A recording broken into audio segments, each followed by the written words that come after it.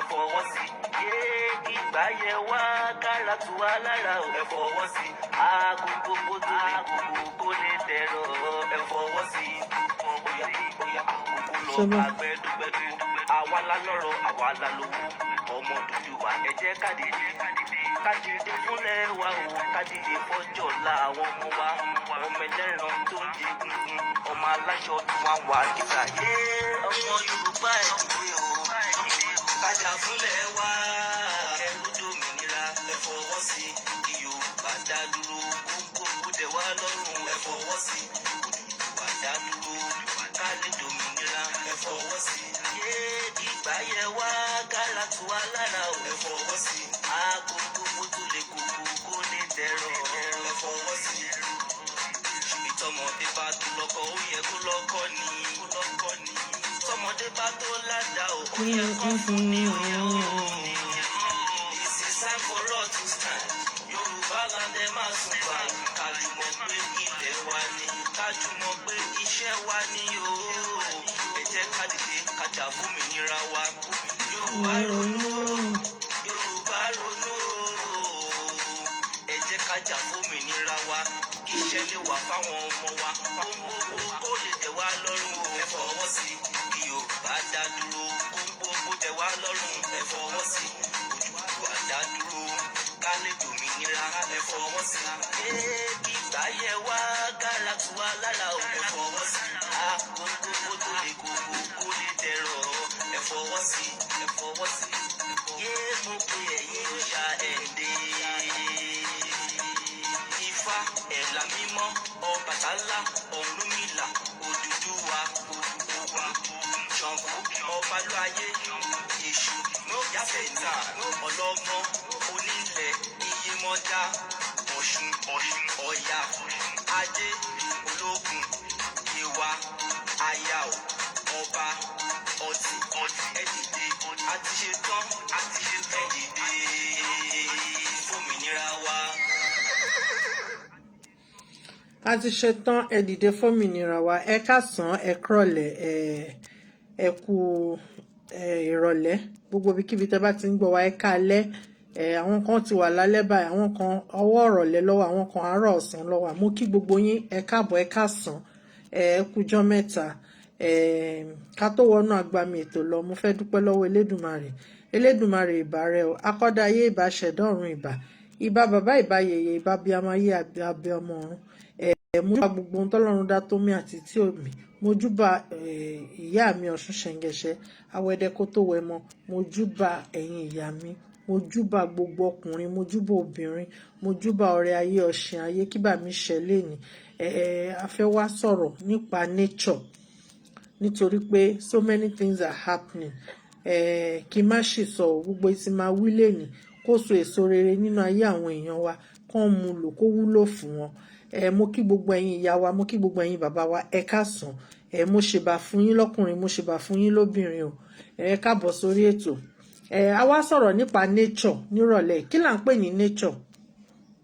Kí là ń pè ní nature? Gbogbo nǹkan tó bá ní ṣe pẹ̀lú àwọn nǹkan tá lè fojú rí nílé ayé collectively, gẹ́gẹ́ bí ewéko, gẹ́gẹ́ bí igi, gbogbo àwọn ẹranko inú igbó, òun nǹkan tó jẹ́ nature nìyẹn. Atẹ́gùn tá à ń mí nature ni. Omi ó wà lára nature. Ẹ má bínú mi rí pé ní Yorùbá mi mọ̀ ní Yorùbá. Mo fẹ́ ilẹ̀ tá à ń tẹ̀ nature ni. Gbogbo àwọn future product wa òun là ń pè ní nature. Gbogbo àwọn nǹkan tó yẹ pé the most beautiful things tí Elédùmarè dá sílé ayé òun là ń pè ní nature. Omi, atẹ́gùn, afẹ́fẹ́, òun ni nature. Kí ni nǹkan tó ní ṣe pẹ̀lú àwa ẹ̀dá? Kí ni nǹkan tó ní ṣe pẹ̀lú àwa ọmọ ènìyàn? Most especially àwa ọmọ kóòtù òjìrè. Kí ni nature ní ṣe pẹ̀lú wa? Kí ni ìdí tá fi fẹ́ sọ̀rọ̀ nípa nature nírọ̀lẹ́? Ìdí tá fi fẹ́ sọ̀rọ̀ nípa nature òun ni pé a rí pé nǹkan ti bàjẹ́ jìnnà. Ó ti bàjẹ́ gan o. Àtúnṣe. Nítorí pé a nídìí àtúnṣe ní orílẹ̀-èdè kóòtù òjìrè. Òun la ṣe ń sọ̀rọ̀ nípa ẹ̀. Lálákọ̀ọ́kọ́ nature tó kọ́kọ́ bàjẹ́ ní ilẹ̀ wa òun ni ilẹ̀ wa tá tà fún àwọn àjòjì. Àwọn ilẹ̀ wa táwọn àjòjì ń rà lọ́tún lósì. Kí ni nǹkan tí wọ́n ṣe lórí ilẹ̀ náà? ṣẹ́rí ilẹ̀ kóòtù òjìrè gbogbo ilẹ̀ yẹn nílẹ̀ òrìṣà ilẹ̀ ọ̀wọ̀ ni torí pé kí ni ó ní odù Elédùmarè ní olódù tó mọ àrè òun ló dá ilẹ̀ yẹn ó dẹ̀ ní odù tó tẹ̀lé gbogbo ilẹ̀ yẹn wá bí irú Ìbàdàn sìn wọ́n á ní odù tó fi dábẹ̀ òun ní Ọ̀sà bí irú Ìjẹ̀bú sìn wọ́n á ní bóyá Ọ̀wọ̀nrín àbí tí mi bá ṣe mistake torí mi kì í gbé nǹkan sí orí I love to write everything down kí n má bàa gbàgbé torí mo jẹ́ alákọ̀ọ́gbàgbé kékeré kan. So kí ni nǹkan tí mo fẹ́ sọ nípa nature nírọ̀lẹ́ a ní pẹ́ lórí ètò yìí a kàn fẹ́ ṣàlàyé nítorí pé kí ni nísìn àìmọye oríṣiríṣi ewé tó yẹ pé a ò rí mọ́ àwọn ewé yẹn dẹ̀ rèé ó ṣe ìwúlò fún ara wa ó ṣe ìwòsàn fún àgọ́ ara wa torí pé kí ni gbogbo ilẹ̀ ni wọ́n ti gé gbogbo ewé ibẹ̀ lọ gbogbo igi egbò torí pé gbogbo igi àti ewé tiwa àtegbò tiwa ló wà fún ìwòsàn wa mo ní gbogbo nǹkan wa ló wà fún ìwòsàn ewé bòtújẹ ní ewé igbá ewé àwo ni mélòó lẹ fẹ́ dárúkọ ẹ jọ̀ọ́ ṣé gbogbo àwọn nǹkan yẹn ṣì wà mọ́ ẹ má bínú ìrọ̀lẹ́ tí ń rọ̀ ṣé gbogbo àwọn nǹkan yẹn la ṣì ń rí mọ́ ṣé gbogbo àwọn ewé yẹn ló ṣì ń wà mọ́ ibi tá ti ń ṣe àṣìṣe nìyẹn nísìn omi is part of nature nísìn àwọn omi wa omi Ọ̀ṣun ìwòsàn ni oríṣiríṣi nǹkan ló ń ṣe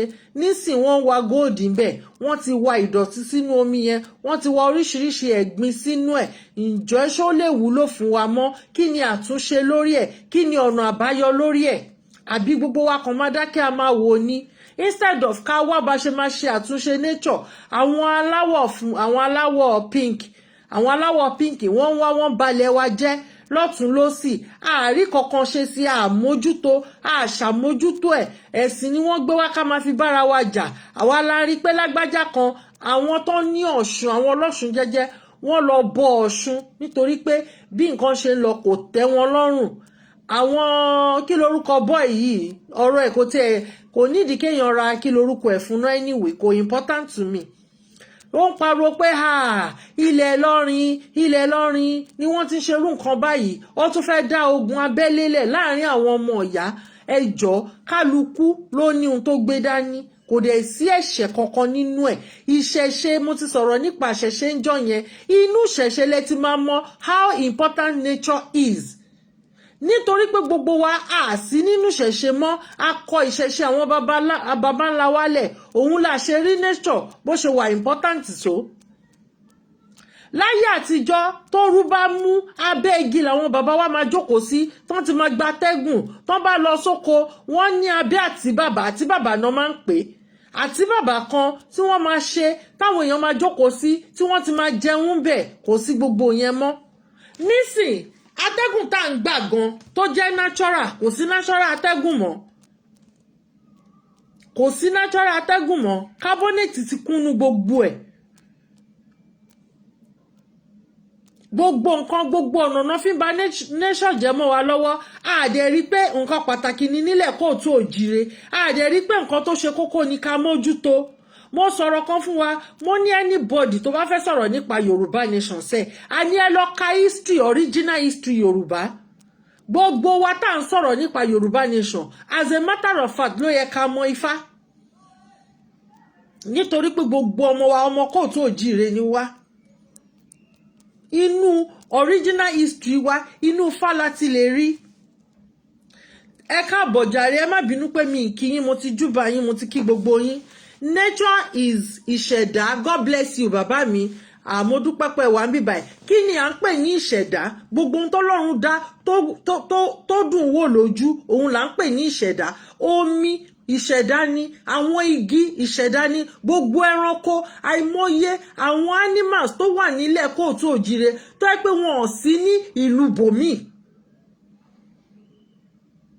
kò ń ṣe gbogbo nǹkan ta ní nílẹ̀ wa ló wà nílùú bòmíì kò ń ṣe gbogbo ewé ta ní nílẹ̀ kóòtù òjìrè ló wà nílùú òkèrè àwọn ewé mi ọ̀dọ̀ wa nìkan ló wà fún ìwòsàn dẹ̀ làwọn ewé yẹn ń ṣe náà ṣiṣẹ́ fún but a lè rí nílùú bòmíì nítorí pé a mójútó gbogbo ewé yẹn kò sí ń bẹ̀ mọ́ ìjọsìn apariwo pé ẹ lọ gbin àgbọn o, ẹ lọ gbin àgbọn kákàkiri o, ó nítumọ̀, ó nídìí tá fi ní kán lọ gbin àgbọn. Àárá àwọn èèyàn dá wa lóhùn. Àmọ́ ó ní significant tó jẹ́ nílẹ̀ kóòtù òjire kéèyàn gbin àgbọn, gbogbo odi ìlú kán gbin àgbọn síbẹ̀. Ó ní ìdí pàtàkì tó ń ṣiṣẹ́ fún. Gbogbo forestry wa, gbogbo ẹ̀ làwọn Fúlàní ti gbà lọ́jọ́ tòní. Ara nature náà ni forestry wa o. Gbogbo àwọn ẹyẹ tó ń fò, mo rántí láàárọ̀ ìṣe láàárọ̀ ìní àbánà ní clubhouse. Bàbá wa kan kọrin kan fún wa, ògòǹgò lọ́bẹ̀ ẹyẹ, pé ògòǹgò yẹn tó bá ti ń pe ẹyẹ ògòǹgò, bóyá ó máa ta nǹkan kan sí wọn lára. Tó bá ti ta nǹkan yẹn sí wọn lára, wọ́n wá ń béèrè lọ́wọ́ ẹnìkan pé ṣé wọ́n sì ń rí ẹyẹ ògòǹgò nílẹ̀ kóòtù òjire. Gbogbo àwọn nǹkan yẹn láti fi ìwà wọ́ra àbí ìwà wọ́ra náà ni máa pè láti fi lé gbogbo wọn jìnnà.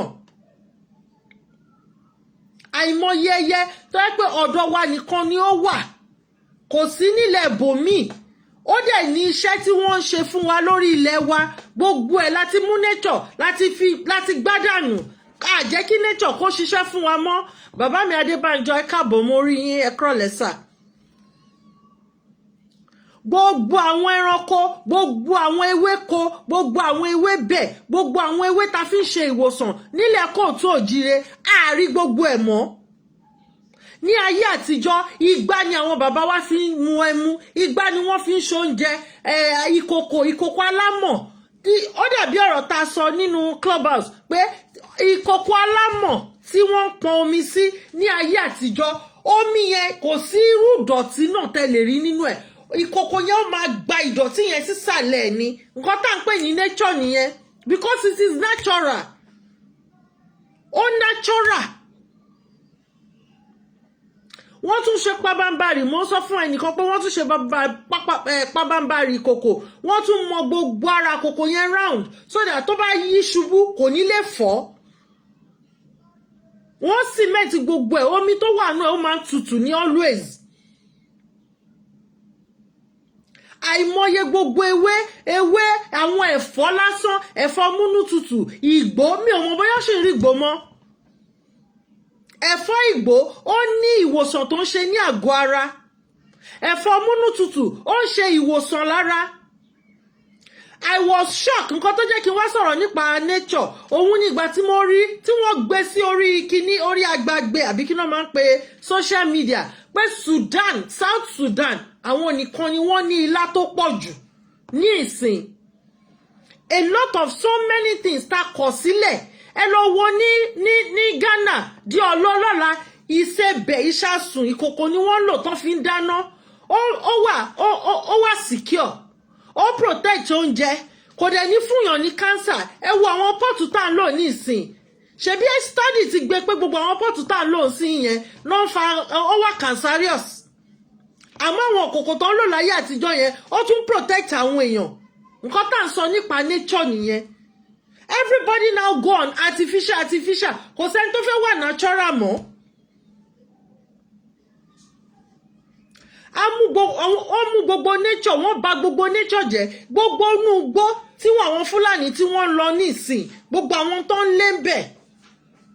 Àìmọye àwọn nǹkan ní ìsìn tó pé ẹ máa wá ẹ lè rí ní ilẹ̀ kóòtù òjire mọ́. Èmi ó dìgbà tán bá dé Benin Republic, èmi Togo náà ti máa rí, èmi Ghana náà ti máa rí. Gbogbo àwọn nǹkan yìí fún ìwòsàn ni, kò ń ṣe fún nǹkan méjì, fún ìwòsàn ara wa ni.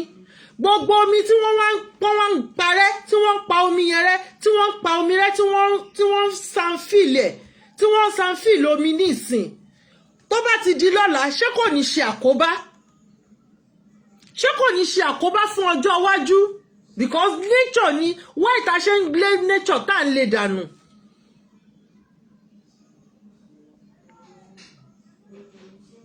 Atẹ́gùn tá ń mí kò ń ṣe ordinary atẹ́gùn mọ́.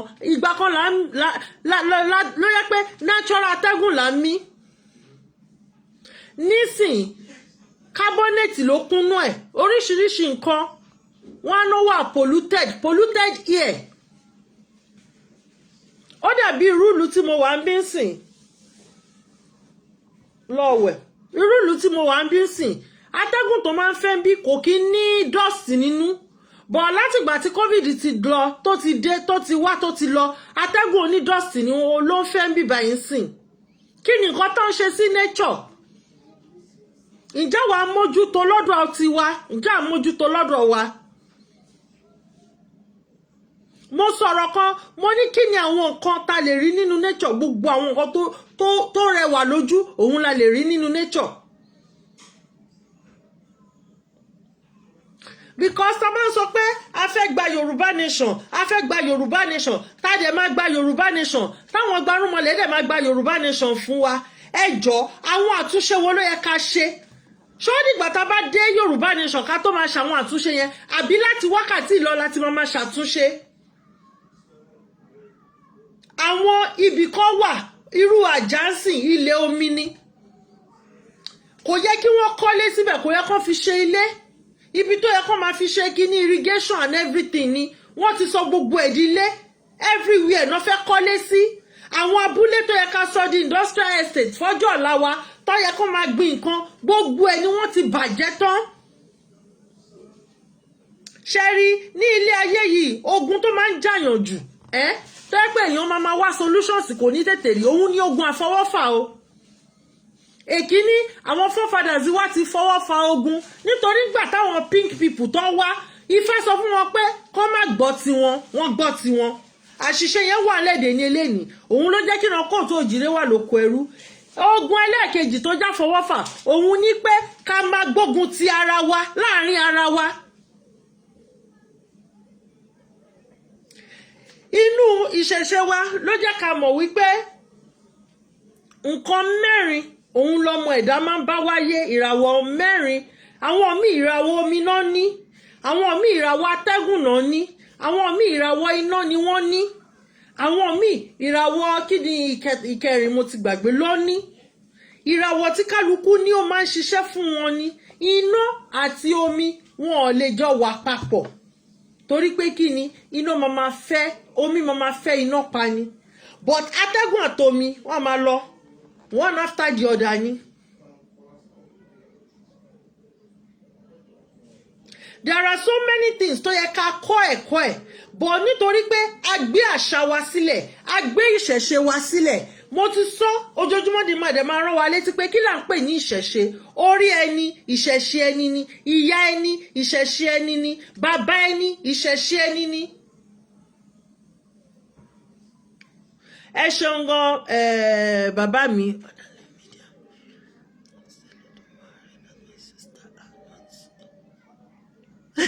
ẹ ṣeun gan jàre ẹ̀gbọ́n mi òótọ́ ọnú òun làwa gbé dání òótọ́ ọnú la fi ń ṣe Yorùbá nation èmi ti sọ fún wa pé èmi àti yín a lè gba Yorùbá nation bàbá Akíntóyè ò lè gba Yorùbá nation fún wa. Elédùmarè ló máa gba Yorùbá nation àtàwọn gbarúmọlẹ̀ àwọn tó tẹ ilẹ̀ dó àwọn tó ní ilẹ̀ gangan náà máa gbà á. Àwa ìyá kan jẹ́ bí vẹ́sù tó ń lò ní láti máa fi pariwo pé káwọn ènìyàn lè mọ̀ ká máa ta àwọn ènìyàn jí ìtanijí ni gbogbo wa wà fún even bàbá Akíntóyè itself Elédùmarè lò ní ohun èlò ni wọ́n àdúrà kan takọ̀ máa gbà ní pé kí Elédùmarè kó má ṣe wá ní ohun àlòpatì bíi ti pangolo òótọ́ ọnú kò dẹ̀ sí ẹni tó bá fi òótọ́ ọnú tó bá fi gbé Yorùbá nation dání kò lè dóhun àlòpatì but ẹni tó bá fi àbòsí tó fi ọ̀dàlẹ̀ gbé Yorùbá nation dání gbogbo wọ́n máa rí solution ẹ̀ wọ́n máa rí answer to that there will be answer to that.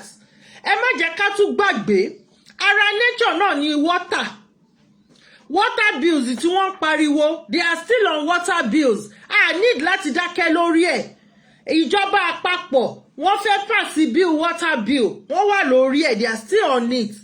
Ẹ má jẹ́ ká gbàgbé wípé gbogbo nǹkan tá fi ń ṣe ọrọ̀ ni ẹ má dẹ̀ jẹ́ ká gbàgbé pé àwọn Fúlàní náà wọ́n fẹ́ rí Kùránì bọnú omi wọ́n ṣe pé wọ́n fẹ́ ju Kùránì sínú omi wọ́n fẹ́ gba omi yẹn ni so that àwa tá jẹ́ ọmọ tó ní àwọn ní nǹkan àní ní access sí mọ́.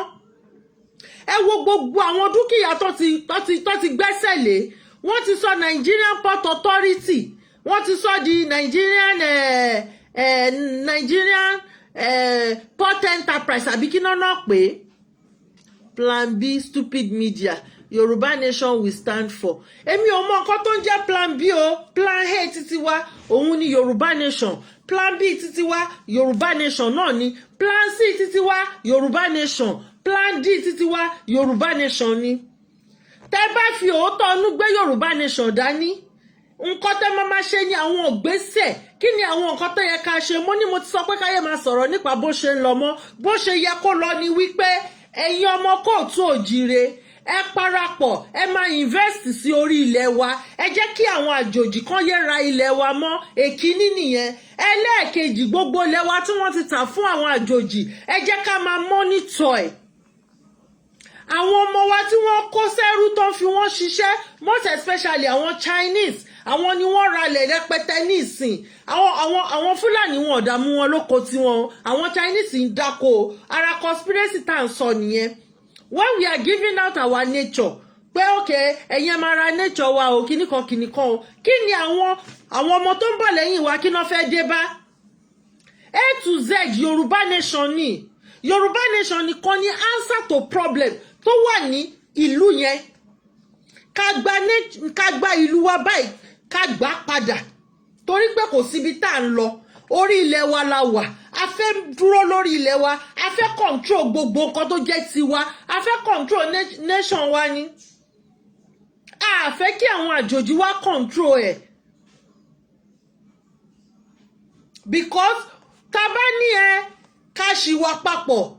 Grandpa ti wá wọ́n ti ṣe analysis tó pọ̀ fún wa pé àníṣe tó bá gbé presidency fún ọmọ Yorùbá 8 years. Ẹ bá mi plus 8 years yẹn táwọn náà máa fi jókòó pé ẹjọ́ ń ṣe ẹ máa fáwọn ọmọ wọn lóyún lọ. Ẹ wo àwọn tẹ́lẹ̀tẹ́lẹ̀ àwọn graduate àwọn ni wọ́n gun ọ̀kadà lẹ́kọ̀ọ́. Wọ́n kó gbogbo àwọn ọmọ graduate yẹn wọ́n kó wọn kúrò lójú títì. Wọ́n sọ wọ́n di agbèrò, wọ́n sọ wọ́n di aṣẹ́wó, wọ́n sọ wọ́n dọmọ yahoo yahoo, wọ́n sọ wọ́n dọmọ yahoo plus. Ẹ lọ wo street of Lagos nsìn, àwọn Fúlàní tí wọ́n fi trailer rù wá ni wọ́n ń ṣe ọlọ́kadà lẹ́kọ̀ọ́. Àwọn ni wọ́n wà ní Èkó. Ìyá mi ọmọ Ṣẹ́kẹ́ Òkun, ẹ má bínú màmí. Alájà Ṣẹ́kẹ́ Òkun, ẹ káàbọ̀ máa o. Ẹ káàbọ̀ sórí ètò. Àwọn ni wọ́n ń ṣe kí lorúkọ ẹ̀ nísìn, àwọn náà ṣe ọlọ́kadà lẹ́kọ̀ọ́. À ń ta gbogbo nǹkan tó jẹ́ àwọn natural resources wa, àwọn àjòjì náà wá ń kó. Ẹ wo bó ṣe sọ omi Ọ̀ṣun dà. A dẹ̀ sọ̀rọ̀ lórí ẹ̀. And àti understand, a náà fẹ́ gba Yorùbá nation. Who are we? First and foremost, a máa kọ́kọ́ mọ orú èèyàn tá jẹ́. Ẹlẹ́ẹ̀kejì a máa kọ́kọ́ rí pé we first ọmọ káàárọ̀ òjìrè sí ọmọ káàárọ̀ òjìrè first. Yàtọ̀ sí yẹn ẹ̀sìn borrowed religion ni. Ẹ jẹ́ ká kọ́kọ́ mú ara wa ká fira wa ṣèkan láàrin ara wa láì sí ìfẹ́ láì sí ìṣọ̀kan. Ẹ jẹ́ ká understand pé ọmọ ọ̀yá ni gbogbo àwọn ọmọ kóòtù òjìrè. Tí àwọn Oǹdó bá ń sọ ọ̀rọ̀ èmi Ìjẹ̀bú máa understand nǹkan tó ń sọ. Tábẹ́kúta bá ń sọ Ẹ̀gbá wọn máa understand nǹkan tó ń sọ. Tí Fúlàní bá ń sọ èdè ẹ̀ mi ò lè gbọ́ èdè Fúlàní. A gbọ́dọ̀ ríra wa gẹ́gẹ́ bí ẹyọ kan. And we must protect everything that has to do with nature. Gbogbo igi ni wọ́n ti wó dànù. Kò sí igi tó ń sọ. Kí ló dé tó jẹ́ pé àwọn àjòjì náà máa gbóúnjẹ wá fún wa? Ní ayé àtijọ́ àwọn bàbá wa wọ́n ń gbin ẹ̀gẹ́, wọ́n ń gbin gbogbo nǹkan. Wọ́n mójútó gbogbo ilẹ̀, wọ́n àpíìsì ilẹ̀ yẹn. Òrìṣà oko wà tí wọ́n ń bọ nílẹ̀ kóòtù òjìrè. Bọ̀ nítorí ẹ̀sìn àjòjì nílùú yìí wọ́n gbé ìṣẹ̀ṣe wọn wọ́n gbé báyìí, wọ́n gbé bí ẹyin ni. Wọ́n ṣẹ́ríṣì ìṣẹ̀ṣe wọn nínú ìlú yìí. Gbogbo diaspora ló ṣẹ́ríṣì ìṣẹ̀ṣe ẹ̀. Àwa ọmọ kóòtù òjìrè látorí ẹ̀sìn lákọ̀yìn síra wa, lákọ̀yìn sí ìṣẹ̀ṣe wa. ẹnikẹ́ni tá bí nílẹ̀ kóòtù òjìrè tá forí ẹ̀ sọlẹ̀ tí ìbí ẹ̀ ó jẹ́ Yorùbá tó kọ ẹ̀yìn sí ṣẹ̀ṣe, ó kọ̀yìn sí ara ẹ̀ ni, ó kọ̀yìn sí ìṣẹ̀dálẹ̀ ẹ̀ ni. Ìdí nìyẹn tá ṣe ń sọ̀rọ̀ nípa nature. Okay, omi tí wọ́n sọ water bills, water waste bill tán láwọn fẹ́ pass nsìn, ẹ lè imagine ṣèbára nature náà ni. Báwo ni a ṣe máa lọ máa gba àṣẹ ní òkè ọya torí pé a fẹ́ bọ omi wa? Bàbá mi Pópó Ọlámọrí yẹn káàbọ̀. Ìyẹn tún kọjá lọ, wọ́n ní Lagos State governor ó tún ṣe òfin, anybody tó bá ti páàkì mọ́tò sílẹ̀ nínú ilé ẹ̀ ó máa sanwó parking garage tó máa san. Ẹ jọ̀ọ́, ńbo la ń lọ, ńbo la ti ń bọ̀, ńbo la dé dúró, ńbo la ń lọ gangan, ńbo la ti ń bọ̀, ńbo la dé dúró, báwo la ṣe bá wa lórí tata ti bára wa yìí? Báwo la ṣe bára wa lórí tata ti bára wa yìí? Torí pé a jẹ́ kí àwọn àlejò, àwọn àjòjì kọ́ máa wá decide fún wa ni. Nítorí pé a gba àwọn àjòjì láyè kí wọ́n wá máa tẹ̀rí wa bá. A fún nature láyè kó rí bí exploit. A fi ara wa sí oko ẹrú. Oko ẹrú ẹ̀sìn àjòjì. Ẹ̀sìn àjòjì ó ti jẹ́ kí bàbá àti ọmọ kan di ọ̀tá ara wọn.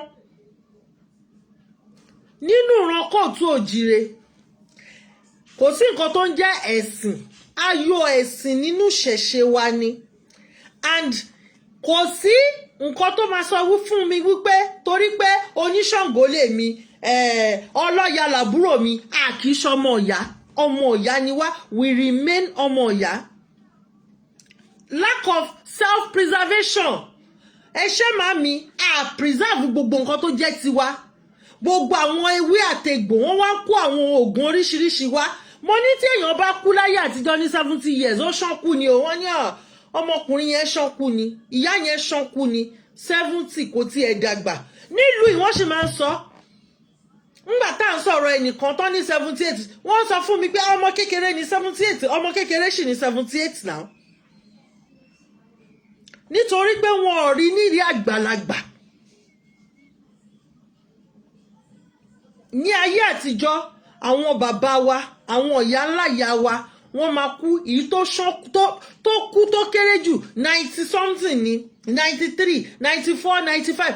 Ayé ìsìn torí pa ti bà gbogbo nǹkan tó jẹ́ ti nature jẹ́, a ṣe self preservation mọ́, a take care gbogbo nǹkan tó jẹ́ gbogbo nature.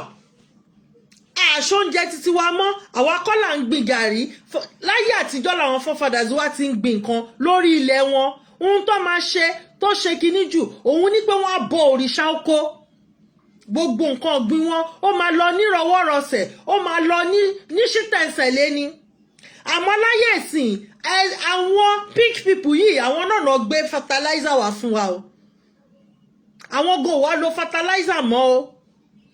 Wọ́n máa sọ fún yín pé bio, natural food, natural food, natural food. Are we eating our natural food?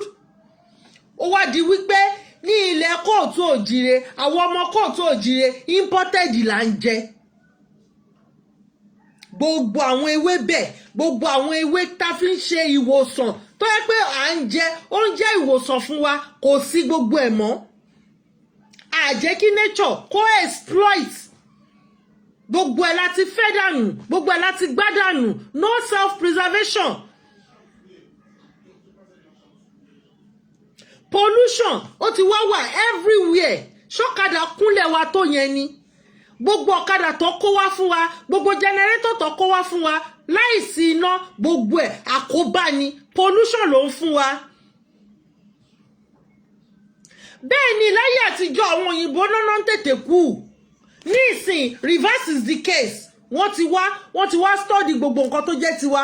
Àwọn yá ń lò fúnra wọn. Ṣe bójú táyé all over the world náà gbé sí pé Amẹ́ríkà máa fi kí lorúkọ ewúro ṣe capsule. Ewúro tó yẹ pé ẹ̀kúlé ló ti máa já ewé méjì, wàá gbó wàá mú tínú bá run ẹ́.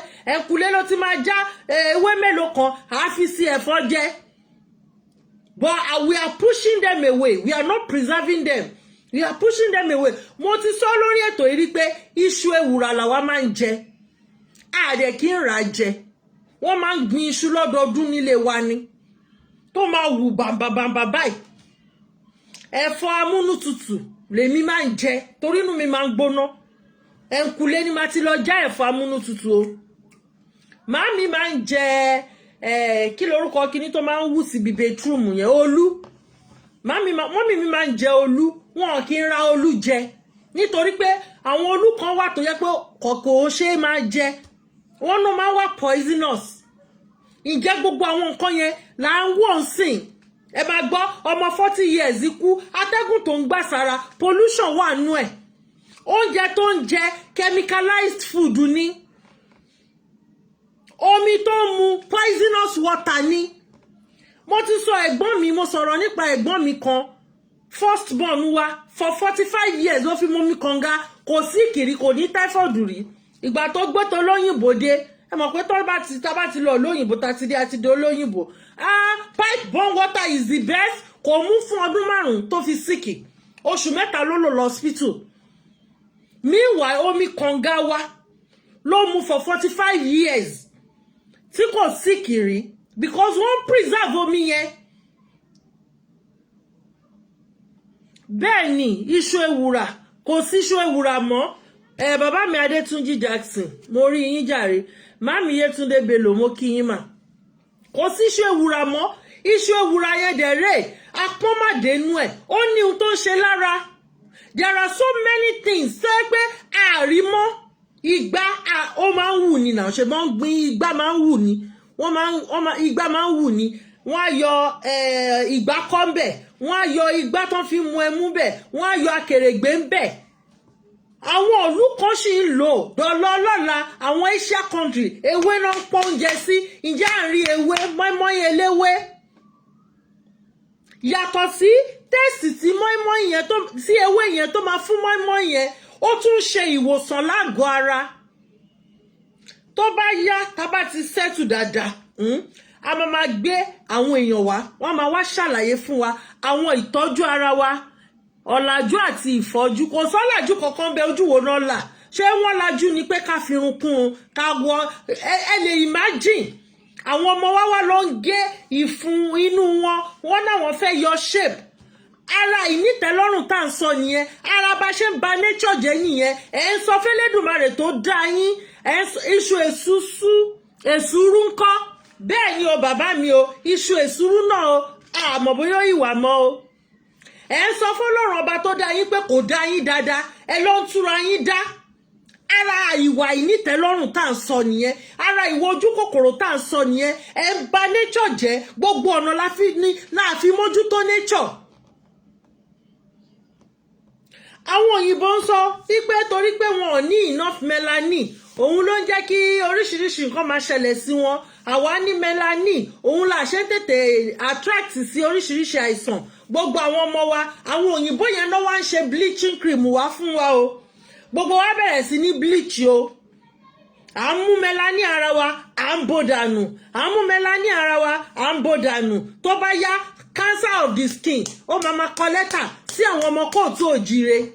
Láyé àtijọ́, a kì í ní diabetes. My father lived for 106 years, kò ní diabetes.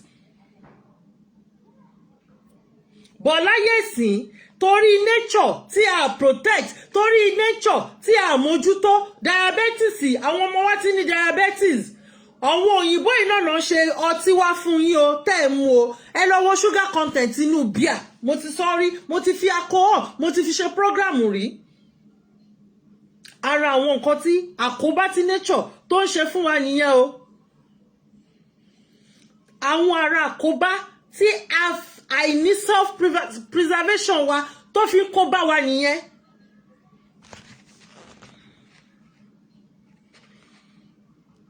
Because tá bá bẹ̀rẹ̀ sí ní mójútó nature ní ìsìn, gbogbo igi wa, àwọn igi kan wà tí wọ́n gbìn. Bàbá kan jáde ó sọ̀rọ̀ kan pé igi ìrókò kan ní Ìbẹ̀jú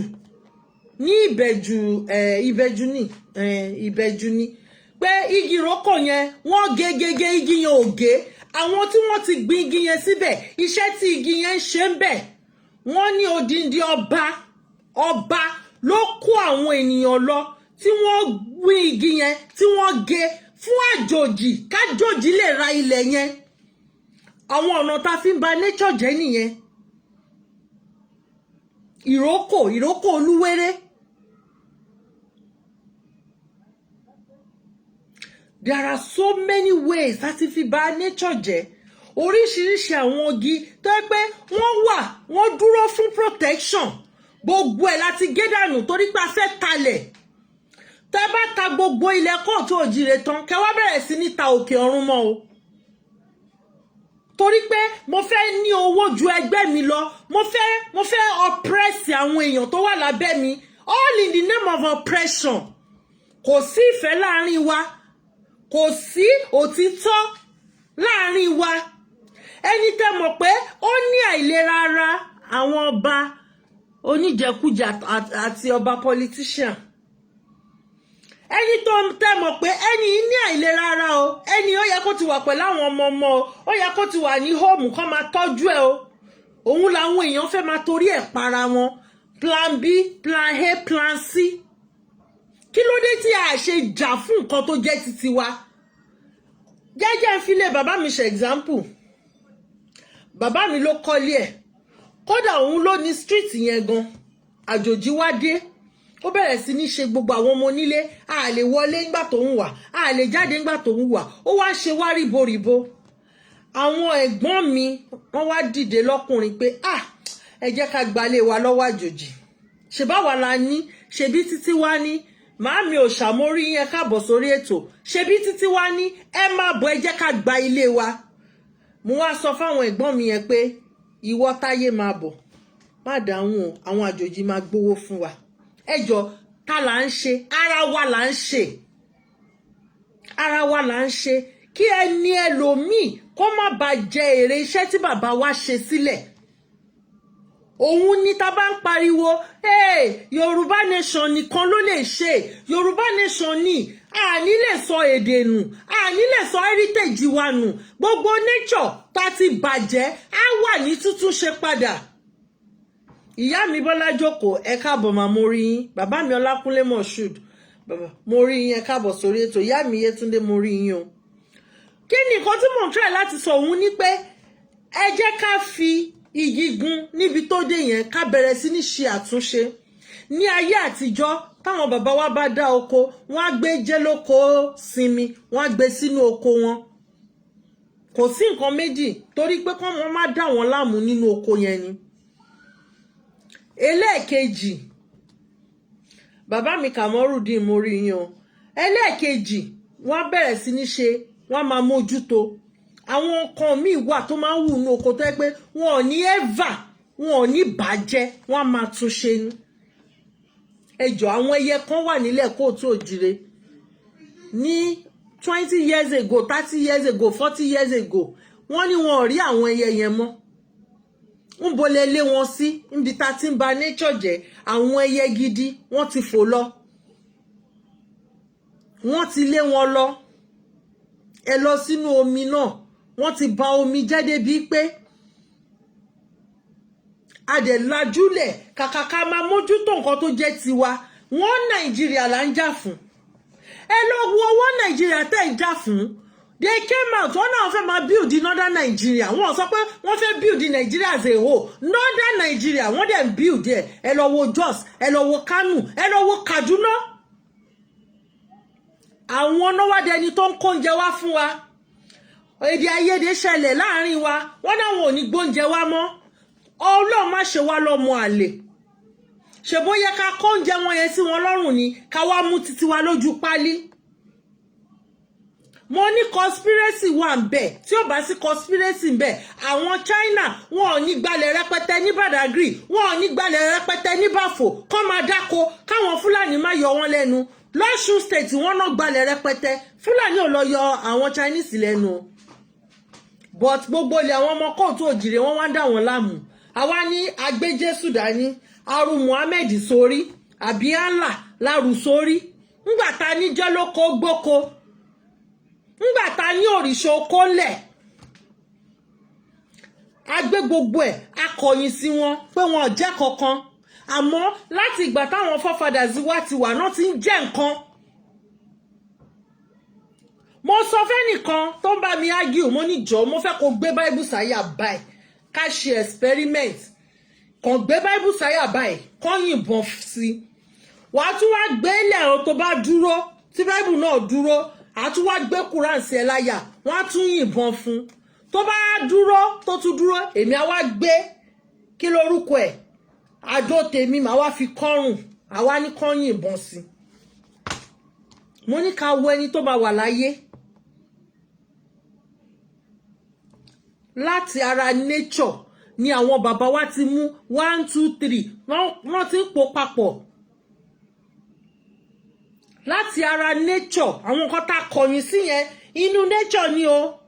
Báwo ni àwọn bàbá yẹn ṣe mọ̀ pé tó bá já ewé làálì ọmọ tó bá ní èélá lára ewé flower ewé bòtújẹ ewé làálì ewé kinní kan ìgbà tí covid dé everybody rántí ewé mángòrò wọ́n rántí kí lorúkọ ẹ̀ kí lorúkọ leaf yìí gbogbo wa padà sí. Ṣé ó yẹ kó dìgbà tí ogun bá dé ó wá di wípé àtàbúròdù náà ti ń kó ilá wá sí ilẹ̀ kóòtù òjíire àwọn tí wọ́n dáko òun Fúlàní òjò ọrọ̀kọ wọn dá wọn lọ àtàkì wọn lórí ilẹ̀ wọn.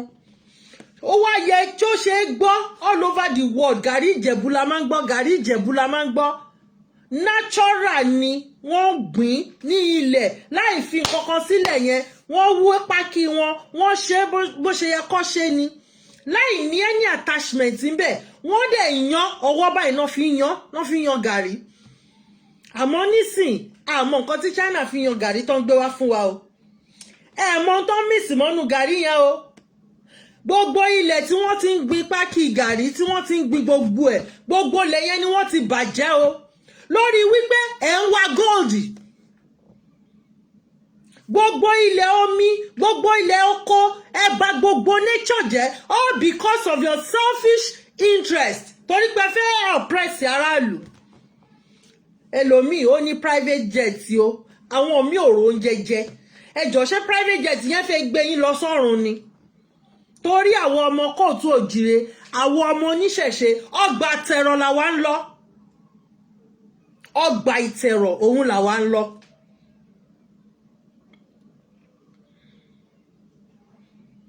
Bẹ́ẹ̀ náà ni à ń gbé eégún ó dàbí ẹnìkan tí mò ń bá sọ̀rọ̀ mo ní eégún gbígbé wọ́n fi represent àwọn forefathers wa tó ti kú ni wọ́n ní ará ọ̀run ilẹ̀ kóòtù òjìrè nìkan ló lára ọ̀run kí ló wá dé táwa ń gbógun tàwọn eléégún kí ló dé tó jẹ́ pé ìṣẹ̀ṣe lẹ̀ ń gbógun tì láti máa rì wá mọ́ oko ẹrú lọ òun lẹ ṣe ń gbógun ti ìṣẹ̀ṣe.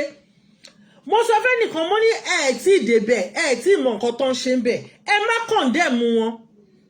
Ìkíkí ni níkì ọlá níkì ìgẹ̀ níkì tó lọ́lá jùlọ mo ṣe ẹ̀là bọ́rú ẹ̀là bọ́yè ẹ̀là bọ́ ṣíṣe ẹ̀ẹ́gbọ́ ẹ̀ẹ́tọ́ mo súre fún yín àsúre ìwòrìwò fún prayer ni. Àmọ́ torí pé a fẹ́ gbọ́ nǹkan tó jẹ́ titi wa bàbá mi afẹ́rẹ́ mo rí yín káàbọ̀ sórí ètò a fẹ́ mọ nǹkan kan nípa titi wa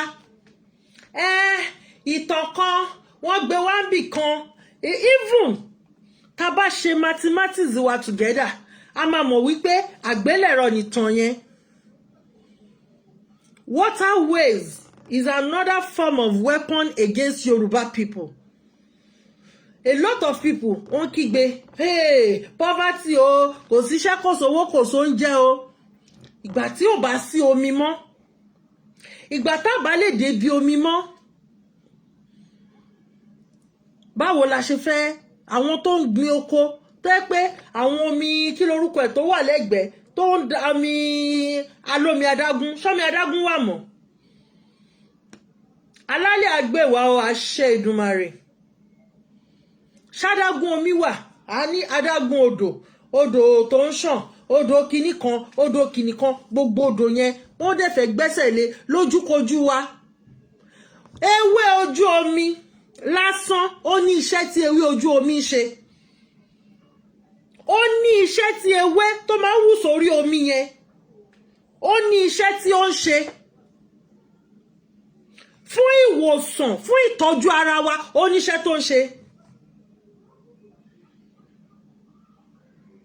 Gbogbo nature wọ́n wá bà gbogbo ẹ̀jẹ̀ mọ́ wa lọ́wọ́ wọ́n bà gbogbo ẹ̀jẹ̀ àìmọye gbogbo àwọn ẹranko kéékèèké kan tó yẹ pé wọ́n fi ń ṣe ètùtù nílẹ̀ káàárọ̀ òjíire kò sí mọ́ kò sí nǹkan tó jọ mọ́. Yàtọ̀ sí yẹn gbogbo àwọn ewé oríṣiríṣi fún ìwòsàn ẹ máa wá ewé. Ó ní ẹnìkan tí mo pè fún àwọn ọmọ wa náà ni àwọn ọmọ Yorùbá nation mo pè wọ́n wá ń sọ̀rọ̀ mo ní bẹ́ẹ̀ ṣe ń bínú yẹn má bínú bẹ́ẹ̀ ó lóun ti wá ewé yẹn lọ sí Kútọ́nù wọ́n ní Tógò lòun ti máa rí bọ̀bọ́ yìí dẹ̀ ń dáhùn dúró ewé tó yẹ pé mo sọ fún màyẹn mo ní ẹ̀ǹkulé bàbá mi gan ewé yẹn máa ń wù ń bẹ́ẹ̀ mo mọ̀ dáadáa o mo mọ ewé tẹ̀ ń sọ yìí o. Ó dẹ̀ sọ ẹni yẹn sọ fún mi pé tẹ bá pa kíní mọ́ tẹ pa kíní pọ̀ mọ́ tẹ pa kíní pọ̀ mọ́ kọ̀ǹfàmù ni. Àmọ́ ewé tó máa ń wù lẹ́ńkulé wa bọ̀ torí pa ti bà nature jẹ́ gbogbo lẹ̀lẹ́ fẹ́ rẹ́ ẹ fẹ́ tẹ táìsì àwọn tó gbé tọwọ́ náà wọ́n wá fọ yín lójú tó gbé ìfọ́jú wá fún yín tá à ń pè lọ́làjú wọ́n preserve gbogbo igi wọn. Igi kan wà wájú ilé mi alálẹ̀ àwọn ẹyẹ máa wá bá síbẹ̀ àárọ̀ ìdájí náà máa kú òǹbẹ̀ torí pé àwọn ẹyẹ máa ń ya ìgbẹ́ ilẹ̀ẹ́lẹ̀ a kì í rọ́nà gbà kọjá. Mo máa báwo mo ṣe lè ṣe náà tí mo lè fi igi yẹn hàn àfi tí n bá fa blind yẹn maybe Wednesday tí n bá fẹ́ ṣe program àti fa blind sókè tó ló máa pariwo gbọ́nrán gan. Wọ́n gé igi yẹn for the past 8 years wọ́n gé igi yẹn o kò sí lẹ́tà tí wọ́n kọ kò sí meeting tó ń ṣe wọ́n gé o wọ́n ní nature ni they cannot destroy it àwọn ò destroy nǹkan tó jẹ́ tiwọn but wọ́n wá ń destroy titi yín wọ́n wá ń destroy yìí tó jẹ́ titi yín but titi wọn wọ́n preserve ẹ̀ but yìí tó jẹ́ titi yín tó jẹ́ titi wa wọ́n wá mú wọ́n bàjẹ́ mọ́ wa lọ́wọ́. Tó bá yá in the next 10 years nsìn ó máa normal kọ́mọ 50 years máa kú ẹlòmíì ò ní pé 60 years mọ́ with what is going on but because a lot of us kì í ṣe research a lot of us ibi tó bá ti ń kọ́ wa láwọn educative program kì í gbọ́. Àwọn Fúlàní wọ́n ti bẹ̀rẹ̀ ìkónilẹ́rú láti how many years bọ́n ṣe bẹ̀rẹ̀ nìyẹn wọ́n bẹ̀rẹ̀ sí ní kó àwọn Haúsá lẹ́rú àwọn Haúsá wọ́n ní culture titi wọn wọ́n ní ṣẹ̀ṣe tiwọn báwọn Yíbò náà ṣe ní ṣẹ̀ṣe titi wọn tó máa ní àwọn Yíbò máa ní amájọ ọ̀hà fire you ẹjọ́ amájọ ọ̀hà yẹn ṣé inú Kùránù láti rí àbí inú Bible táwọn wá sọ wípé Ṣàngó ò jẹ́ kankan Ọya wa ò jẹ́ kankan Màámi Ọ̀ṣun Ṣẹ̀ǹgẹ̀ṣẹ̀ awẹ́dẹ́ kó tó wẹ mọ́ tó ti ń tọmọ ẹ̀ kí dókítà tó ti wo ọmọ sàn kí dókítà tó dé àwa àkásí kankan mọ́ wọ́n ti jẹ gbogbo ẹ̀ tán àkásí o ẹjọ́ kí ni ìyá Ọ̀ṣun kí ló fi ń ṣe ìwòsàn nígbà yẹn nítorí pé a mọ ìtàn wa a fẹ́ mọ̀ a ṣe program kan lánàá nípa oríkì ni àwọn èèyàn ní àwọn ọmọ oríkì wọn wọ́n kọ́ wọn ò lè kà wọn ò lè sọ àwa kan tá a gbàgbé èmi gan oríkì wa mi ò mọ̀ in full half ni mo mọ̀ ó wá fún mi ní òye pé mo gbọ́dọ̀ lọ mọ oríkì ìdílé wa program tá a ṣe lánàá nìyẹn ní clubhouse ìdí nìyẹn tí mo fi máa invite gbogbo wa pé a ní ẹ join ní clubhouse ẹ máa bọ̀ láwùjọ ọmọ Yorùbá ẹ mọ nǹkan tó ń jẹ́ fẹ́ ibẹ̀ lẹ ti máa rí pé àṣẹ gbogbo ta kà sí ṣòro kò ń ṣèṣòro ọ̀nà tá lè tọ̀ rèé àmọ́ nítorí pé gbogbo wa we believe in nǹkan tí ò kìí ṣe titi wa ju tààràtà lọ mo dẹ̀ ti ṣe example pé téèyàn bá bí ọmọ tọmọ yẹn sọ pé mo rántí ngbà tí ọmọ mi ń dàgbà ọmọ mi yìí kékeré yìí náà ni ìgbà tó wà bí 5 years ó wá sọ pé kí ló dé tóun ò ní ru òyìnbó ó feel bad ó ti lọ sí school gbà yẹn pé irun tòun òun máa dí lójoojúmọ́ òun ò ní ru òyìnbó ẹ dẹ̀ mọ̀ pé ọmọ kékeré bóyá èèyàn kan ti sọ̀rọ̀ sí school mi ì sọ̀rọ̀ mi ì fún lésì ìgbà tó di weekend n bá gbé fọ́tò àwọn irun kíkó àwọn irun dídí oríṣiríṣi n bá bẹ̀rẹ̀ sí ní fi hàn n bá gbé fọ́tò òyìnbó n bá fi méjèèjì hàn pé èwo ló beautiful náà ṣó ti rí beautiful ṣó ti rí pé lè kàn máa wà dọ̀rọ̀ ni bíi dọ̀ọ̀mí òun gan ló wá rí reason tó fi wá wò pé no òun fẹ́ irun òun bẹ́ẹ̀ yẹn òun fẹ́ irun òun mo ní eléyìí sìn òun kàn máa páàkì ẹ̀ ó kàn máa ọkọ̀ dálẹ̀ ni mo lélẹ̀ you can do any style oríṣiríṣi nǹkan ló lè ṣe sí but ní ayé ìsìn wíìgì ni gbogbo wa ń dé nítorí pé irun dídì ò jẹ́ kankan fún wa mọ́ irun tó yẹ pé ẹ̀ṣọ́ a máa tó lẹ̀kẹ̀ a máa tó bíìdì a máa tó ajé sórí àwọn forefathers wa bọ́n ṣe ń tò nìyẹn bàbá mi Ọlátúndé mo ti gbọ́ sà máa inbox yín bọ́ọ̀yẹ máa tó sórí tó máa fi ṣe ẹ̀ṣọ́ nìyẹn àmọ́ nísìn tá a báyìí tí mú irun ẹlòmíì bí mo ṣe yọ glasses mi á mú irun yá wá gùn á yọ ṣọṣọrọ báyìí bí èékánná ẹlòmíì tí ó báyìí tí kun àtíkè 20 layers sójú kò tí ì rìn we just want to be fake gbogbo àwọn powder gbogbo àwọn kinní tó ń kó wá fún wa yìí kí ni after effect ẹ̀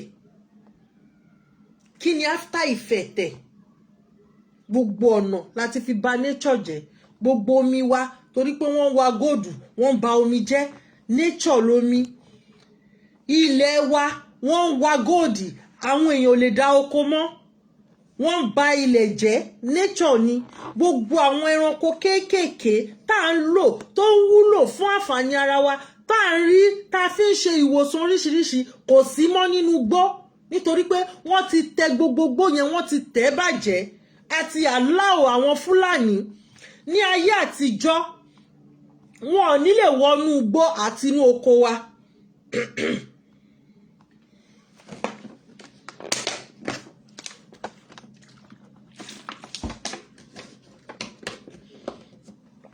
wọn ò ní lè wọnú igbó wọn ò dẹ̀ ní lè wọnú oko wa àmọ́ láyé ìsìn ibẹ̀ náà fi ṣe bùgbé. mo ń bọ̀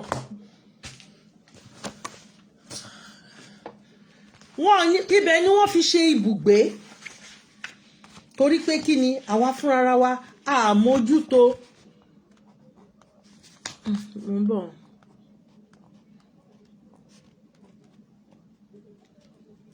Okay. Sunday. Jami. Ṣọ́wọ́n.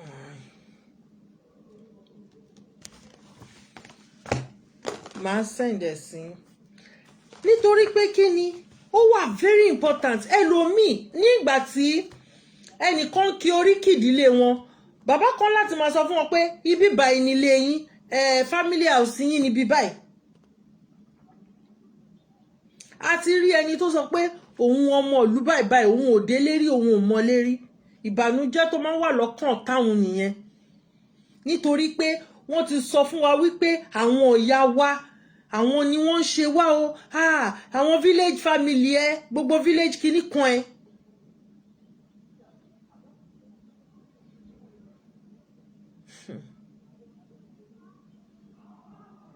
agriculture itself is life why ta fi ń kìlì ẹ̀ tí wọ́n bá ń ba gbogbo omi wa jẹ́ ó máa affect crops wa ni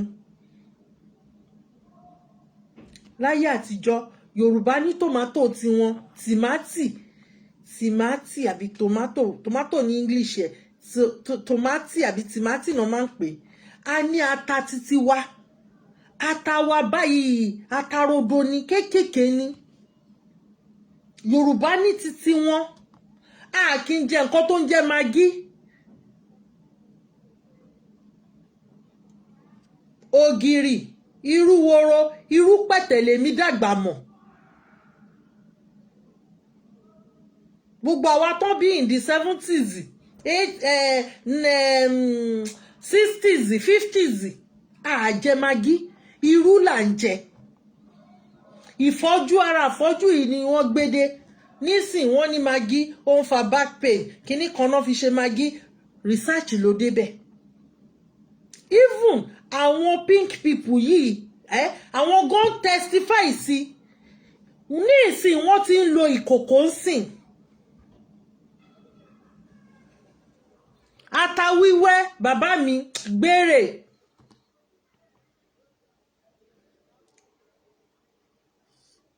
bí sọkúsọ òótọ́ ọ̀rọ̀ bí ìsọkúsọ ló máa ń rí nígbà yẹn ìṣàsùnà máa ń pè kò sí ilé tí wọn gbogbo àwọn tó bí in the 70s 60s 50s ìṣàsùnà fi ṣebẹ̀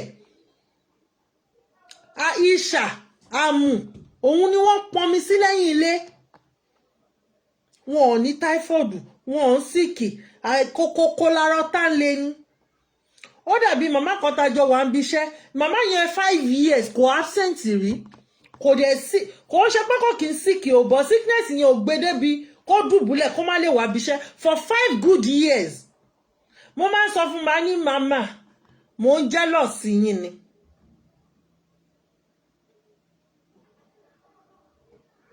láti kékeré tí mo fi dàgbà mi ò gbọ́ pé bàbá mi síkì rí àfìgbà tí ọlọ́jọ́ dé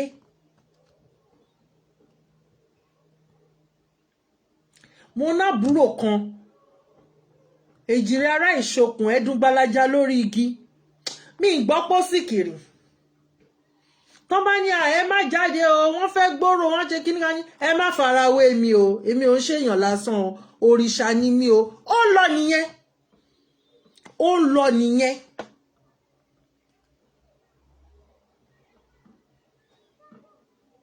àmú omi inú omi inú ẹ máa ń tutù tẹ bá dẹ̀ wọnú àmú yẹn gbogbo ohun tó bá jẹ́ dọ̀tí inú omi ó máa sílẹ̀ sílẹ̀ ni tómi yẹn ò bá délẹ̀ kò ní rú rárá kò sí bẹ́ ṣe fẹ́ bu omi nínú àmú tẹ́ máa rò gbòlògbòlò tí ìsàlẹ̀ tó máa rú àfi tó bá bu omi yẹn désàlẹ̀ ló máa tó rú désàlẹ̀.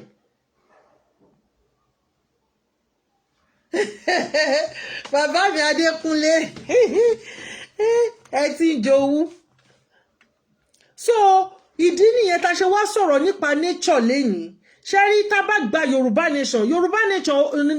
nation kò ń ṣe fún ẹ̀mí o fún gbogbo wa ni my coming out mi jáde nítorí ẹnì kankan nítorí ara mi ẹbí mi ìdílé mi àwọn ọmọ tí mi ti bí sáyé àwọn ọmọ mi ni èmi wá torí wọn jà nítorí pé kí ni kí wọ́n má kúkú àìtọ́jọ́ kí àìsàn tí ò yẹ kó gbé wọn dè kó má bàa gbé wọn dè nítorí pé tí a bá tètè gbégbésẹ̀ nísìn ká gba Yorùbá nation wa ká fọwọ́sowọ́pọ̀ ká fi mọ ṣọ̀kan ká gba Yorùbá nation yẹn ká wá ṣe bá ṣe fẹ́ òun nìyẹn nísìn àwọn ẹlẹ́sìn màle wọ́n ti náwọn fẹ́ kọlu àwọn oníṣẹ̀ṣe meanwhile ẹ̀sìn màle àwọn tó jẹ́ ẹlẹ́sìn màle Yorùbá ni wọ́n ìṣẹ̀ṣe òun ni wọ́n ṣé wọn kì í jẹ ẹ̀fọ́ ni báwo lẹ̀fọ́ ṣe dé láìsí ìṣẹ̀ṣe ṣé wọn kì í jẹ àwọn oúnjẹ wa ni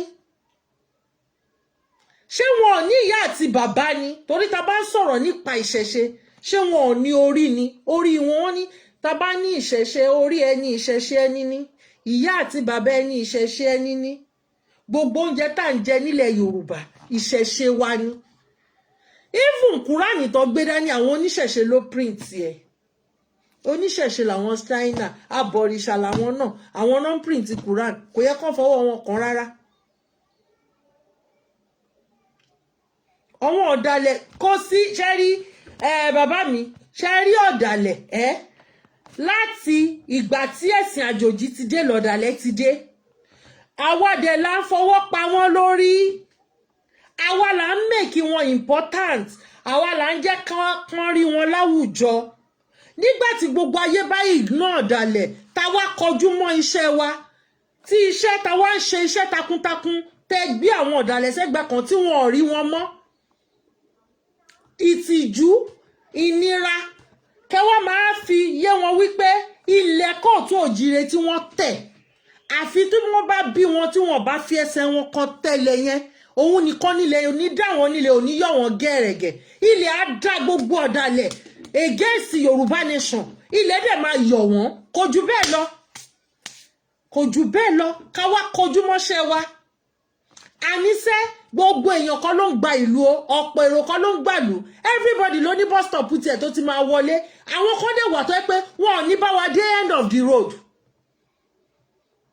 moving train ni àwọn kan wà bus stop wọn tẹ́ bá ti rí pé lágbájá yìí ti dé bus stop ẹ̀ kò dẹ̀ fẹ́ bọ́lẹ̀ ó fẹ́ máa dà yín láàmú ẹ tètè pàtì sẹ́gbẹ́ kan nígbà tí ó bá rẹ̀ ní yà sí òun fúnra ẹ̀ ló máa bọ́lẹ̀ ìtìjú alẹ́ bọ́lẹ̀ Allah is Arab moon god just like our own Ṣàngó bàbá mi mà ní ṣọ́kù ọjọ́ yín á da lẹ́sà kò tí ì yí àwọn èèyàn wa ni a ṣe ìyá mi Kẹ́misọ́lá wọ́n ṣe àwọn fídíò kéékèèké àwọn fọ́tò kéékèèké kan ibi tí àwọn pásítọ̀ tí wọ́n ti lọ forí kan òkúta táwọn múslímù tí wọ́n ti forí kan òkúta ibi táwọn baba ńlá wa tí wọ́n ti ń bọ tiwọn ẹjọ́ kí ni ìyàtọ̀ ń bẹ ẹjọ́ mo ní kí là ń pè ní ìrúbọ ibi tí wàhálà ti wá nìyẹn ẹlẹ́bọ gbogbo wa lẹ́lẹ́bọ tá a bá ń jẹun à ń rúbọ ẹnu ni ẹlẹ́bọ ni wá tá a bá ń wọṣọ à ń rúbọ fára ni tá a bá ti kó bàtà sẹ́sẹ̀ à ń rúbọ ara ni ẹjọ́ iléyá tí wọ́n ń pa ẹran tí wọ́n ń pa lọ́dọọdún ìrúbọ ni táwọn bá mú ẹran àgbò tí wọ́n bá pa tó fi ṣèrúbọ tiwọn àwọn bàbá tiwa wọ́n á pa ẹran àgbò fún Ṣàngó wọ́n á pa ẹdìyẹ wọ́n á pa fóògùn ibi tí wàhálà ti wà nìyẹn tá à ń sọ fún wọn pé èṣù is not Satan kí ló dé tí wọn ò ṣe fún Jésù lórúkọ Yorùbá wọn á ní Jesus is Jésù Gabriel is Gabrieli Michael is Michaeli ẹjọ́ ẹ fún wa ní Sátánì ni kò ní nǹkan ṣe pẹ̀lú èṣù tiwa èṣù ọlá ìlú ni àwa la yí padà Blackstone killing ram is sacrifice àníṣe ó ní fídíò kan tí mo wò tí wọ́n mú ẹyẹlé funfun tí wọ́n fi ń ṣe orí èèyàn Saudi Arabia ni I am not stupid mo wá ń béèrè lọ́wọ́ ọ̀rẹ́ mi muslim yẹn ẹni yẹn ò ṣe muslim mọ́ sí ó ti padà sínú ṣẹ̀ṣe o fídíò yẹn ó hàn yẹn pé mi ò tọ́jú fídíò yẹn ni òun ni ò jẹ́ kẹ́ni yẹn ṣe muslim mọ́ ó ní white a ṣe ń tanra wa jẹ ṣebí wọ́n ti béèrè pé ń bo náà kọ́ sí nínú Kùránì pé kẹ́ máa kírun lẹ́ẹ̀márùn lójúmọ́ èmi gan bí wọ́n ṣe wà mo lè jókòó kí n kọ ìtàn tó ń wù mí kí n wá gbé kí n máa fi propaganda ta ìtàn yẹn tó bá yá àwọn tó ń bọ̀ lẹ́yìn tí wọn ò ṣe research tí wọn ò ṣèwádìí wọ́n á believe pé story wọn ni.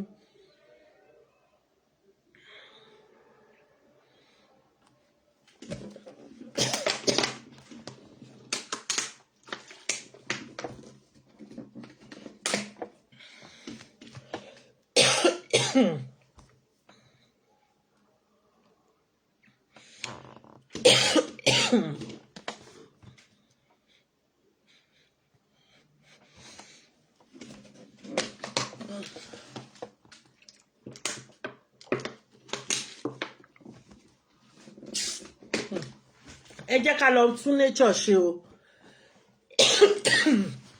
ibi tá bàjẹ́ ti tó àtúnṣe ló kù báyìí ọ̀rọ̀ Yorùbá nation àtúnṣe ni ká pé kó gbọ́ kẹ́gùn lẹ́mi ẹ ṣé bàbá mi ẹ ṣé mo dúpẹ́ mo appreciate ẹ jẹ́ ká lọ mójútó nature ẹ dẹ̀ jẹ́ ká ṣe kí ni tá bá mójútó nature àwọn omi wa ẹjẹ́ àtúnṣe tójò bá rọ̀ láàárọ̀ jù ó ní ètùtù táwọn baba ńlá wa máa ṣe tí àgbàrá bá yalé tó ń ya ṣọ́ọ̀bù ó ní àwọn ìgbésẹ̀ táwọn baba ńlá wa máa ń gbé tí accident bá pọ̀ lápọ̀jù ó ní bí wọ́n ṣe oògùn náà máa bọ́ ẹ jẹ́ ká padà sílé ìṣẹ̀ṣe làgbà tá bá mọ̀ nípa ìṣẹ̀ṣe tá bá mọ ifá mo sọ láńjẹta mo ní tí wọ́n bá fẹ́ kọ́ ifá ó kéré ju àríró ẹ̀rí 7 years ni ẹlòmíì ti lọ sí secondary school ti lọ university láàrin ọdún méje yẹn. So àwọn babaláwo wa náà lè sọ ìtàn ìṣẹ̀dálẹ̀ wa fún wa, àwọn la lè gbọ́ original ìtàn ní ọwọ́ wọn. Bá a ṣe dá òyìnbó kọ́ la ṣe dáwọ́ èèyàn dúdú, ìdí nìyẹn tí kọ́lọ̀ wa ò ṣe dọ́gba. Bí ọmọ òyìnbó ṣe ń dàgbà kọ́ lọmọ dúdú ṣe ń dàgbà, oúnjẹ kan náà kọ́ la máa ń jẹ. Lẹ́yìn à ń sọ̀rọ̀ ń biṣẹ́, lady kan gbóúnjẹ wá fún wọn ń biṣẹ́ wa, àwọn tó wá jẹ torí mi ò kì í jẹun tá ń tèmi, wọ́n wá ní ó ti ta jù. Wọ́n á ní ọmọ mi ọmọ ọdún 9 kò tí ì dé ilẹ̀ Áfíríkà rí, anywhere in Africa, ìlú yìí ni mo bí sí. Mo ní oúnjẹ ata, mo ní inú ilé láti ń kẹ́ṣọ̀ọ́ ròde. Mo ní tó bá fẹ́ ṣe bọ́gà, ẹran steak náà máa ń pè ẹran bọ́gà, ó máa mú ata, ó máa wọn ata gúngún lé lórí báyìí, ó máa fi ata gúngún lé. Woman yẹn bẹ̀rẹ̀ sí ní rẹ́rìn. Mo ní ṣé kí n pè kó fèdè lu wọn bí pé ṣó máa ń fi ata sí steak àbí kò kí n fi ata sí. Eléyìí ò ṣe pé bóyá mo wá jánu. Èmi tẹ́rì mi kì í jóúnjẹ òyìnbó torí mi kì í ṣe òyìnbó. Mi kì í ṣe òyìnbó torí èmi kì í ṣe jóúnjẹ òyìnbó. Ẹ jẹ́ ká lọ tún nation ṣe. Àyè ṣì wà fún wa láti tún ṣe. Ọ̀nà wo la lè fi gbà tún ṣe? Wọ́n á ní ìjọba àpapọ̀ ní kinní kan, ìjọba àpapọ̀ ní kinní kan. Ẹ jẹ́ ká gba Yorùbá nation wa, ká mójútó. Ẹ jẹ́ ká ríra wa bí ẹyọ kan. Ẹ̀sìn, it is just a religion, a mere religion ni. Àwa first, let us think Yorùbá first. Bí bàbá mi á ní think Yorùbá, bàbá mi kan á ní think Yorùbá first. Ẹ jẹ́ ká ronú nípa Yorùbá first. Ká ríra wa gẹ́gẹ́ bí àkọ́kọ́. Kí ẹ̀sìn lọ jókòó sẹ́gbẹ́ kan. Ká gba ilẹ̀ wa padà. Ká ṣe gbogbo àtúnṣe tó péye lórí ilẹ̀ wa. Ẹ̀yin tẹ́ jẹ́ Kírísítẹ̀nì Yorùbá, ẹ̀yin tẹ́ jẹ́ Muslim Yorùbá, ẹ gbé ẹ̀sìn sẹ́gbẹ́ kan. Ẹ kọ́kọ́ rí ara yín bí ọmọ Yorùbá, ọmọ kóòtù òjíire náà. Kẹ́ wá fa gbogbo àwọn ọmọ Yorùbá tó kù mọ́ra. Àwọn oníṣẹ̀ṣe kìíní kan, àwọn oníṣẹ̀ṣe kìíní kan o, ẹ gbé gbogbo grievances sẹ́gbẹ̀ẹ́. Ẹ jẹ́ ká gbé gbogbo àṣìṣe ara wa sẹ́gbẹ̀ẹ́ kan. Ẹ má bínú, kọ̀ọ̀kan ló wọlé. I have to go torí mo ní appointment. So appointment yẹn ni. Ẹ jẹ́ á gbé gbogbo àṣìṣe wa sẹ́gbẹ̀ẹ́ kan. Ká wá mú ìfẹ́, ká fi build nation wa.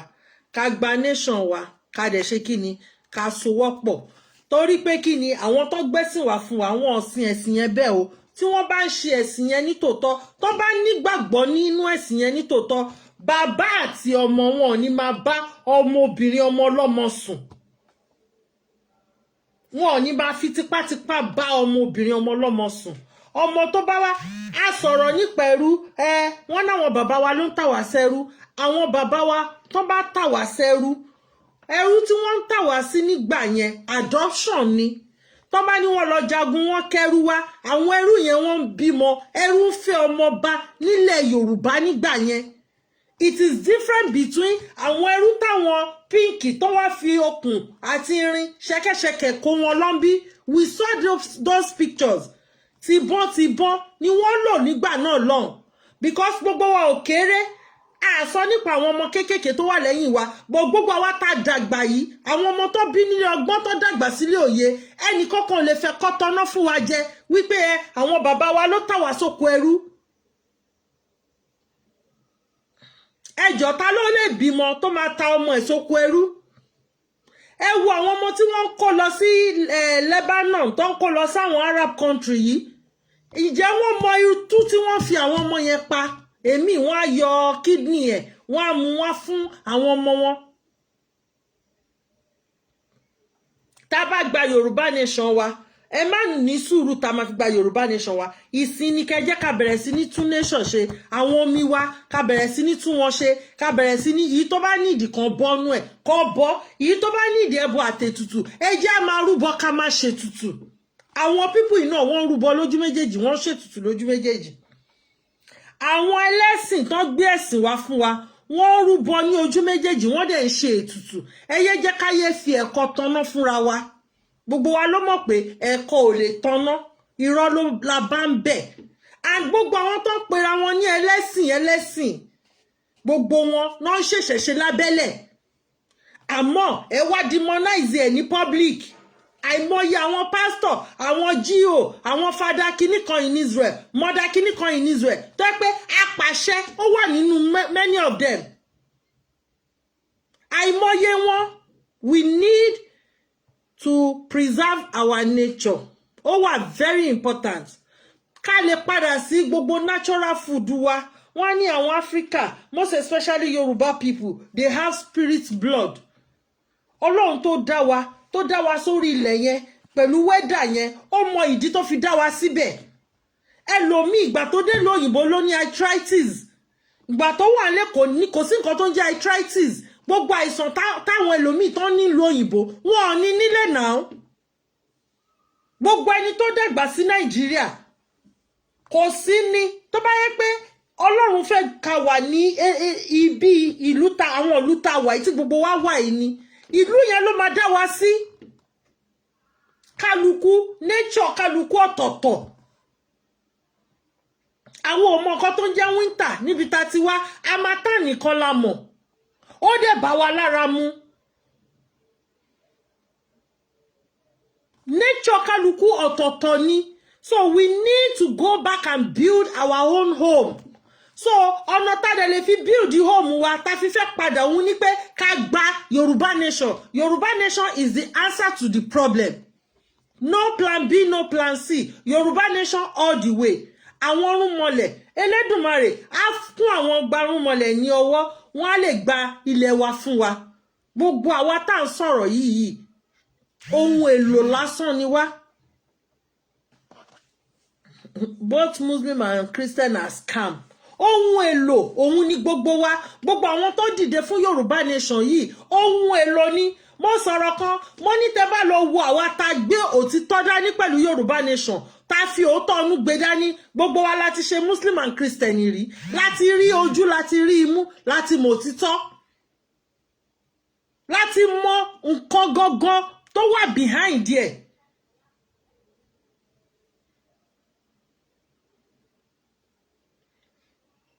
Ẹlòmíì lásán ọmọ ìdílé oníṣàngó ló ti wá aṣọ funfun ló máa ń wọ̀ gbogbo gbà tó dẹ̀ lòdì sí nature gangan. Aṣọ pupa ló yẹ kó máa wọ̀. Ẹlòmíì ọmọ Bàtálá ni aṣọ funfun ló yẹ kó máa wọ̀ aṣọ dúdú ló ń wọ̀. Wọ́n wá máa ní wọ́n lelelele wọn ọba wọ́n sáré wọ́n làágùn nítorí pé gbogbo wa nature kálukú ọ̀tọ̀ọ̀tọ̀ ni àmójútó ni. Ẹlòmíì èèwọ̀ ló ń jẹ èèwọ̀ yẹn dẹ̀ ní best food ẹ̀. Ìdí nìyẹn tá ṣe gbọ́dọ̀ mójútó nature. Gbogbo ilẹ̀ wa àwọn ilẹ̀ èèwọ̀ ilẹ̀ òrìṣà bàbá Wándé wọ́n bá wa wọ́n ṣe fíìmù kan gbà yẹn ta ló talẹ̀ òòṣà. Àwọn olórí ìlú ló ń talẹ̀ òòṣà ní ìsìn o. Àwọn náà ń ta ilẹ̀ òòṣà ní ìsìn. Gbogbo ilẹ̀ àwọn odù tó tẹ ilẹ̀ yẹn dó ìjọ́ wo náà ti ṣètùtù ìjọ́ wo náà ti bọ gbogbo ẹ̀. Ẹjọ́ ṣé pẹ́pẹ́yẹ ṣì wà ní kí lorúkọ ẹ̀ nílẹ̀ kóòtù òjìire ṣáṣì máa ń rákọ pẹ́pẹ́yẹ àti abo pẹ́pẹ́yẹ. Nǹkan ti sọnù o ẹ jẹ́ ká ṣàwárí ẹ̀. Mo sọ yìí mo mẹ́nu dúró ná nature first Yorùbá first nature first. Àwọn nǹkan tí mo fẹ́ ká máa ṣe ní ká máa sọ nísìn Yorùbá first. Torí ẹ̀ mo ṣe máa ń invite gbogbo wa sí àwùjọ ọmọ Yorùbá ní clubhouse kẹ́ wá wo love kẹ́ wá wo peace kẹ́ wá wo nǹkan tó ń pè ní ọmọ kóòtù òjìire. Mo sọ yìí mo dánu dúró Ọlọ́run ò ní kàtún rí wa o Saturday láṣẹ Èdùmàrè àtúpàdé ẹ ṣé mo dúpẹ́ ó dìgbà kan náà.